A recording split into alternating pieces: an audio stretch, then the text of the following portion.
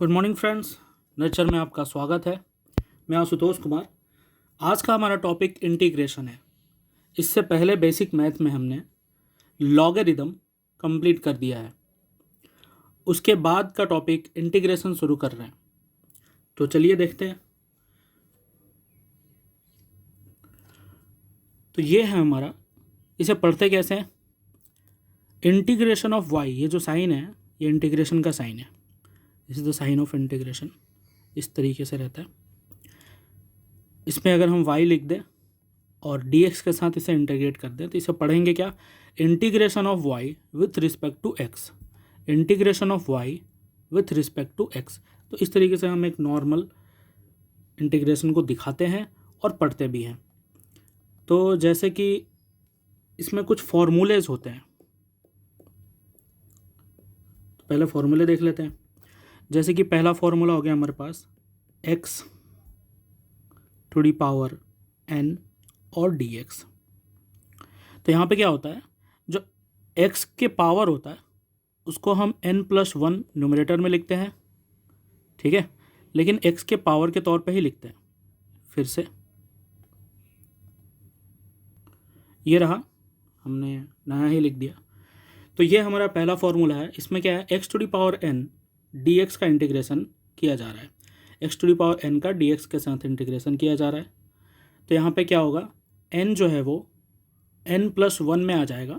अभी भी ये पावर में ही है, x टू दी पावर है ये, और n+1 डिवीजन में आ जाएगा, यहाँ कोई पावर नहीं है।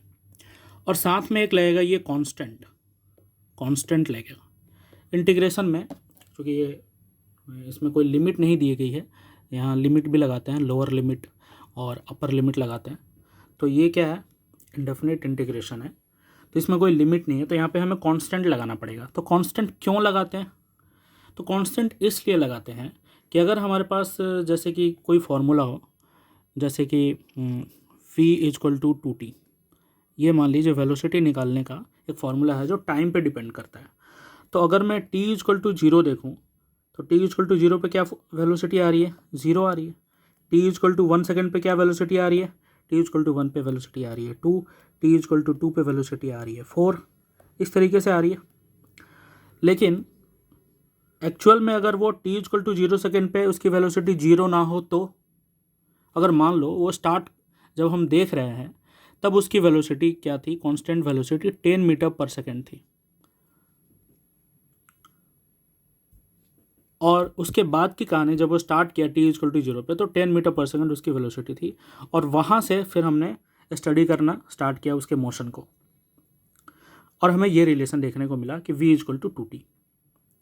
लेकिन दिक्कत क्या है कि जब भी हम उसकी इनिशियल पोजीशन देखेंगे कि इनिशियल पोजीशन पे t = 0 पे उसकी क्या वेलोसिटी थी, तो ये फॉर्मूला हमें हमेशा 0 दिखाएगा, जबकि वो एक्चुअल में मान लीजिए अगर वो क्या है 10 मीटर पर सेकेंड, तो ये आएगा ही नहीं।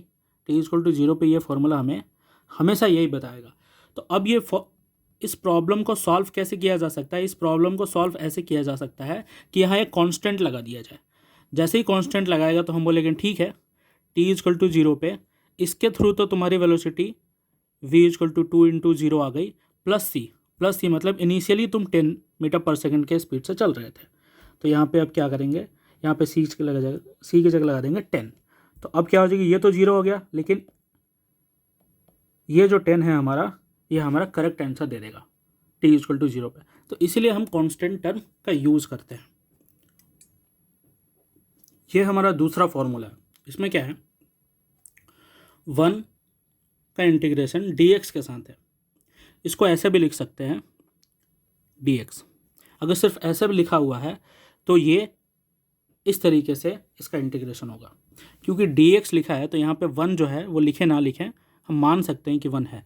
ठीक वैसे ही जैसे 2 की जगह 2 × 1 है। ठीक, तो इसका इंटीग्रेशन क्या होता है, इस तरीके से होता है। यहाँ पे माना गया है कि ये जो 1 है, 1 के साथ लगा हुआ है x, और x पे पावर है 0। 1 के साथ लगा हुआ है x और x पे पावर है 0, और 0 किसी भी चीज़ की पावर 0 उसे 1 बनाती है। तो ये क्या हो जाएगा, 1 × 1 = 1। ठीक है, लेकिन इसकी इंटीग्रेशन करें तो dx के साथ इसके इंटीग्रेशन करते तो क्या हो जाएगा, तो ये आ जाएगा हमारा 1 और x टू दी पावर क्या आ जाएगा, ये 1 तो कांस्टेंट है, बाहर आ जाएगा, x टू दी पावर हमारे पास आ जाएगा 0 + 1 डिवाइडेड बाई 0 + 1 और प्लस सी। ठीक है, तो ये क्या आ गया हमारा, ये हमारा आ गया x + सी। ठीक है, यही तो आ गया। इसीलिए ये जो इंटीग्रेशन 1 का इंटीग्रेशन dx के साथ x + सी लिखते हैं, इसका इंटीग्रेशन c होता है, x होता है, 1 का इंटीग्रेशन x होता है। किसी भी कांस्टेंट टर्म का इंटीग्रेशन x तो ज़रूर होगा, ठीक है ना, 1x। इसको हम देखेंगे फिर से, आगे देखते हैं। ये हमारे दूसरे फॉर्मूले हैं, इसमें e⁻x है, तो e⁻x का इंटीग्रेशन e⁻x ही होता है, और कांस्टेंट टर्म तो लगता ही है। ठीक है, e⁻x का इंटीग्रेशन e⁻x ही होता है, एकदम सिंपल है।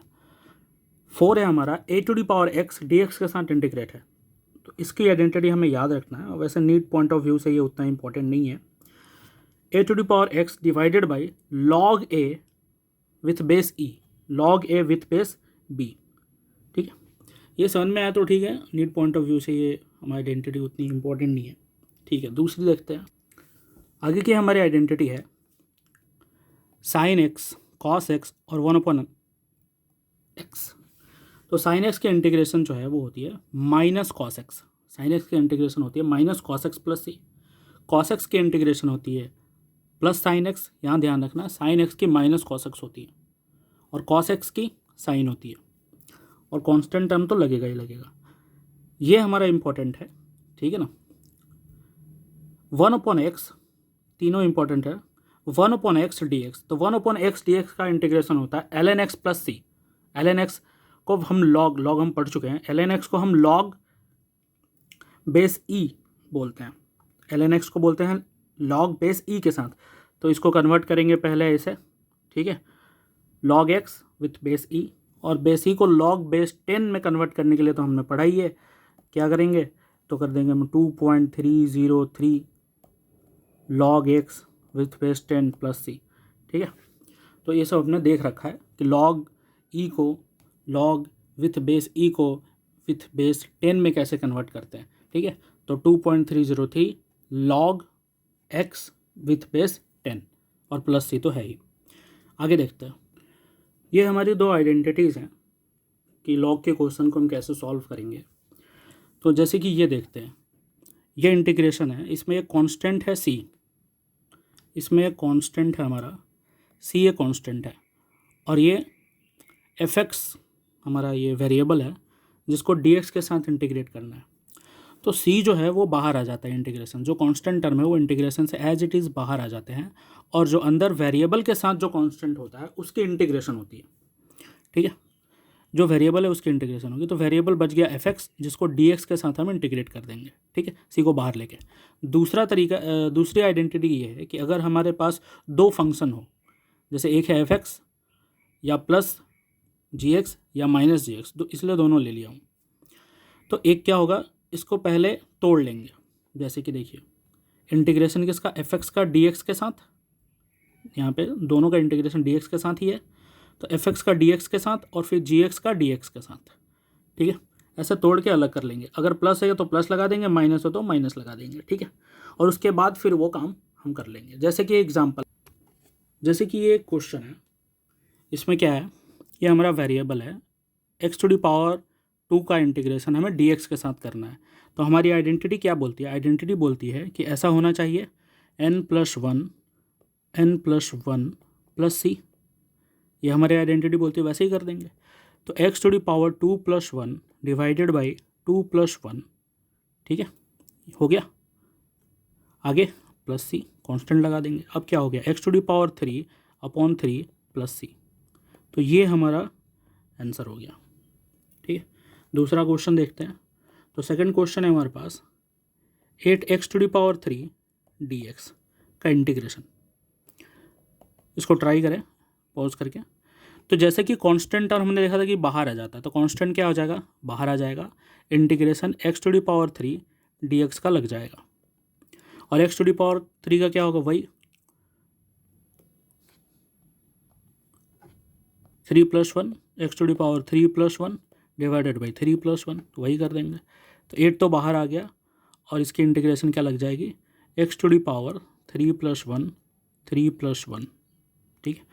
तो आगे क्या हो गया हमारा, आगे हो गया हमारे पास 8 x³ 4 डिवाइडेड बाई 4, और ये 4 2 जा 8 आ जाएगा, तो हमारा आंसर हो जाएगा 2 x³ 4। ये हमारा आंसर चला गया, समझ में आया। और साथ में c रहेगा कांस्टेंट, कांस्टेंट ध्यान में रखिएगा, +c, ठीक है। +c हम लगाना नहीं भूलेंगे, हर जगह c रहेगा, यहाँ भी +c रहेगा कांस्टेंट। आगे देखते हैं, हमारा दूसरा क्वेश्चन है, तीसरा integration of 2x + 3 sin x + 4e⁻x - 5, इस टोटल का dx के साथ इंटीग्रेशन किया गया है। एक लंबा है, पहले सबको अलग अलग कर लेंगे, ठीक है, ट्राई करें आप। तो अलग अलग कर लेंगे, हम देखे थे 2x को अलग कर लेंगे, plus integration of 3 sin x, फिर यहाँ प्लस है प्लस इंटीग्रेशन ऑफ 4e⁻x, फिर ये माइनस है माइनस इंटीग्रेशन ऑफ 5, ठीक है। और सबका किसका, dx के साथ। तो यहाँ पे हम सब यहाँ dx लगा देंगे, dx छूट गया, ये dx और ये dx, हर जगह dx लग जाएगा। अब आगे की कहानी क्या है, 2x का इंटीग्रेशन करेंगे तो 2 तो बाहर आ जाएगा, और ये x का क्या हो जाएगा, x पे पावर क्या है 1, तो 1 + 1 डिवाइडेड बाई 1 + 1, इसका काम ख़त्म, प्लस फिर ये वाला क्या 3 बाहर आ जाएगा हमारा। साइन का क्या होता है, साइन का इंटीग्रेशन हमारे पास होता है कॉस, लेकिन माइनस में, तो ये माइनस कॉस x आ जाएगा, ठीक है। इसकी इंटीग्रेशन क्या होगी, यहाँ बीच में प्लस है, प्लस लगा देंगे, e⁻x की इंटीग्रेशन e⁻x ही होती है, ठीक है। तो ये 4 तो बाहर आ जाएगा, और e⁻x का इंटीग्रेशन e⁻x ही हो गया। अब ये रहा हमारा माइनस, अब ये बचा 5 क्या बाहर आएगा, 5 बाहर आएगा, लेकिन dx के साथ क्या बच जाएगा, 1 तो बचेगा ना। अभी हमने देखा था, ये वाला देखा था कि 1 का इंटीग्रेशन dx के साथ क्या था, x + c, यही था ना। तो 5 अगर मैं यहाँ इंटू में 5 ले लेता हूँ, तो 5 अगर बाहर लेते भी हैं तो ये 1 तो बच जाएगा ना, इसलिए 1 dx का इंटीग्रेशन x + c तो होगा ही होगा, ठीक है। तो यहाँ पे क्या होगा, 5 भले ही बाहर आ जाएगा, 5 तो बाहर आ गया, लेकिन 1 dx का इंटीग्रेशन x तो होगा ही होगा, तो यहाँ पे x भी लगाएंगे, और लास्ट में फिर हमारा एक कांस्टेंट टर्म आ जाएगा c, ठीक है। समझ में आया क्या। फिर देख लेते हैं, ये क्या हो जाएगा, 2x⁻² डिवाइडेड बाई 2 आ जाएगा, 2x⁻² डिवाइडेड बाई 2 आ जाएगा। यहाँ plus minus minus 3 cos x आ जाएगा, ये हो जाएगा 4e⁻x, और ये हो जाएगा -5x + c। तो ये रहा हमारा आंसर, ये 2 2 कट के यहाँ 1 आ जाएगा, ठीक है। चलिए आगे देखते हैं।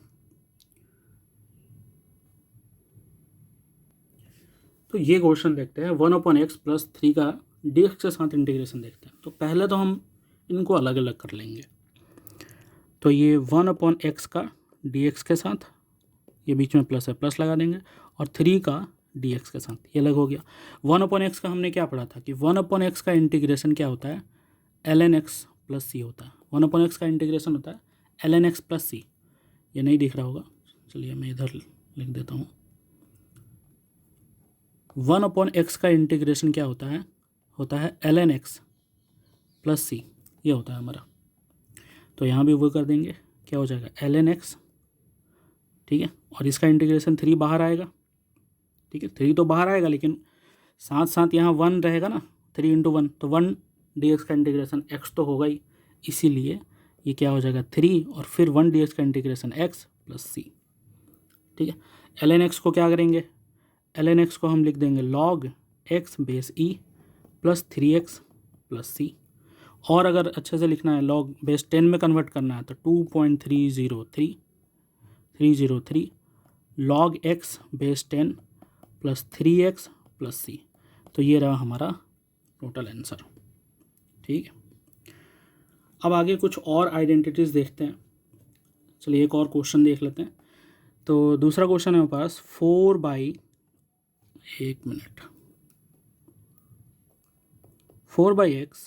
+ 3e⁻x + 2 cos x plus 5 dx, ये है हमारे पास। इसको वैसे ही तोड़ लेंगे, ठीक है। मैं कर रहा हूँ, 4 को बाहर ले लेंगे, 1/x का ln x हो जाएगा, ठीक है। ये 3 बाहर आ जाएगा, e⁻x का e⁻x हो जाएगा, और 2 बाहर आ जाएगा। cos x का इंटीग्रेशन sin x होता है, प्लस में साइन का माइनस में हो जाता है, तो ये आ जाएगा sin x हो जाएगा। और ये 5 बचा, तो 5 का 5x प्लस c हमारा लग जाएगा। ये हमारा आंसर होगा, आप मिला लीजिएगा, ठीक है। कुछ और आइडेंटिटीज़ हम देखते हैं, जैसे कि e⁻, अगर हमारे पास ax प्लस b है और इसका dx के साथ अगर हम इंटीग्रेट कर रहे हैं, तो वो ये जाएगा ax प्लस b, और जो x का कोफिशिएंट होगा e के पावर में, उससे डिवाइड होगा, और साथ में कांस्टेंट तो लगेगा ही लगेगा, उससे डिवाइड होगा। समझ में आया क्या? एक क्वेश्चन देखते हैं इसमें। जैसे ये क्वेश्चन है, e⁻4x dx, e⁻4x dx का इंटीग्रेशन हम कर रहे हैं, तो ठीक वैसे ही है। e पे हमारा पावर है, तो इसको क्या लिखेंगे? इसको लिखेंगे e⁻4x तो लिख ही देंगे, ठीक है ना, लेकिन x का जो कोफिशिएंट है उससे इसको डिवाइड भी करेंगे, उसका डिवाइड भी करेंगे। अगर यहाँ e⁻ सिर्फ x होता, ठीक है, तो e⁻x का e⁻x होता है, e⁻x, और x का कोफिशिएंट 1 है, तो 1 से डिवाइड करते हैं। तो ये तरीका याद रखिएगा बस। 1 के अलावा कोई कोफिशिएंट हुआ तो वो दिखेगा, 1 तो दिखेगा ही नहीं। तो डिवाइड में 4 और प्लस c, तो ये हमारा ये आइडेंटिटी पे बेस्ड एक क्वेश्चन हुआ। एक और क्वेश्चन देख लेते हैं। e⁻, अगर मैं 2x प्लस 3 लिखता हूँ, 2x प्लस 3 लिखता हूँ, इसका dx के साथ अगर इंटीग्रेट करते हैं तो क्या होगा? ट्राई करें इसको खुद से। e⁻2x प्लस 3 तो हुआ ही हुआ, और साथ में x का जो कोफिशिएंट है उससे डिवाइड करेंगे, भले यहाँ 3 है लेकिन x के कोफिशिएंट से डिवाइड करते हैं, और प्लस c, ये हमारा आंसर हो गया, ठीक है। एक और क्वेश्चन देख लेते हैं। इंटीग्रेशन है 1/4x प्लस 3 का dx के साथ, इसे ट्राई करें आप, ठीक है। तो अब हम देखेंगे कि ये क्या है, एक लीनियर इक्वेशन है, x⁻1 है, पावर तो 1 है, लेकिन ये इस तरीके का शो कर रहा है, 1/x का इंटीग्रेशन शो कर रहा है, इस तरीके का कुछ शो कर रहा है। तो 1/x का इंटीग्रेशन शो कर रहा है, तो ये ln x तो जाएगा ही, ठीक है। तो इसको मैं क्या लिख सकता हूँ? इसको मैं लिख सकता हूँ ऐसे, ln x, क्या लिख सकता हूँ? ln x base e, ln x base e, ठीक है। और कोफिशिएंट ऑफ x, जो पावर में x है उसकी कोफिशिएंट प्लस c। समझ में आ रहा? नहीं आ रहा? चलिए कोई नहीं, इसको सॉल्व करके बताते हैं, तब जरूर समझ में आएगा। कलर बदल लेते हैं। जैसे देखें, मैं क्या लिखूँगा? मैं लिखूँगा ln x को क्या, log x बेस ई। log x क्या है? x तो ये 4x, इस टोटल को x माना हुआ है, तो x हो गया हमारा 4x प्लस 3, ठीक है, बेस ई के साथ। और जो x की कोफिशिएंट है 4, उससे डिवाइड भी करेंगे, और साथ में हमारे कांस्टेंट टर्म जुड़ जाएगी। समझ में आया क्या? 4x प्लस 3 को x मान के 1/x समझेंगे तो ln x चढ़ जाएगा हमारा, ठीक है। और फिर हम आगे की कहानी कर देंगे। समझ में आएगा? आगे देखते हैं। आगे एक क्वेश्चन है, x² dt का इंटीग्रेशन करिए। ये क्वेश्चन थोड़ा ध्यान से करिएगा, ये इंटीग्रेशन करिए, करके देखिए, ठीक है। यहाँ पे हमारा दिक्कत क्या है? दिक्कत ये है कि x का इंटीग्रेशन x के साथ नहीं है, जिसका इंटीग्रेशन करना है वो कोफिशिएंट हमारा उसी के साथ ही इंटीग्रेशन होना चाहिए था। जैसे अगर हमें x का इंटीग्रेशन करना है तो dx के साथ ही करना है, लेकिन यहाँ t के साथ है, dt के साथ है, तो ये इंटीग्रेशन नहीं हो पाएगा जब तक हम x को t के फॉर्म में नहीं लिखेंगे, ठीक है ना, या t को x के फॉर्म में नहीं लिखेंगे। जैसे अगर मैं मान लेता हूँ इस क्वेश्चन को, अगर मैं बोलूँ लेट, मान लिया कि x = t², अगर ये मान लिया तो फिर क्या करेंगे? इसको पुट करेंगे, x = t², तो t² और पावर है हमारा 2, ठीक है, dt के साथ। तो अब ये t और ये t मैच कर गया, तो अब होगा, अब ये इंटीग्रेशन जाएगा t⁻4 dt। अब ये क्या आ जाएगा? t4 + 1 डिवाइडेड बाई 5, ठीक है, तो t⁻5 divided by 5 plus c, तो ये इंटीग्रेशन जाएगा t⁻5 divided by 5 plus c, तो ये हमारा इंटीग्रेशन चला जाएगा, ठीक है। आगे हमारे पास डेफिनेट इंटीग्रेशन, ये हमारा डेफिनेट इंटीग्रेशन। डेफिनेट इंटीग्रेशन में क्या, लिमिट लगी रहती है, ठीक है। तो देख लेते हैं इसको भी, ठीक है, क्वेश्चन के थ्रू ही देखते हैं, ठीक है। आइए, जैसे कि हमारा इंटीग्रेशन करना है 3x² को dx के साथ इंटीग्रेट करना और लिमिट लगी है 1 to 3। तो पहले जो हम इंटीग्रेशन सीखे वो तो लगा देंगे, जैसे क्या हो गया 3x⁻² 2 + 1 divided by 2 + 1 plus c, ये हमारा कांस्टेंट वगैरह लग गया, ठीक है। आगे देखते हैं, तो ये क्या हो जाएगा 3x⁻³ डिवाइडेड बाई 3, ये 3 गया प्लस c, तो x³ + 3 इंटीग्रेशन क्या आया x³ + c, ये हमारा इंटीग्रेशन है। तो जहाँ पे इनडेफिनिट इंटीग्रेशन था तो वहाँ पे हम कांस्टेंट टर्म लेते थे, लेकिन अब डेफिनेट मतलब हमने उस इंटीग्रेशन को डिफाइन कर दिया कि 1 से 3 के लिए ही करना है, ठीक है ना। तब फिर हम कांस्टेंट टर्म को यहाँ हम नेगलेक्ट कर देंगे, ठीक है ना, सिर्फ हम x⁻³ जो आया उसी को करेंगे, ठीक है। तो देख लेते हैं, तो अब देखते हैं हमारा x⁻³ इस पर लिमिट लगाते हैं, कहाँ से 1 से 3 की लिमिट लगी थी, इसको मिटा देते हैं, ये जो c है ना,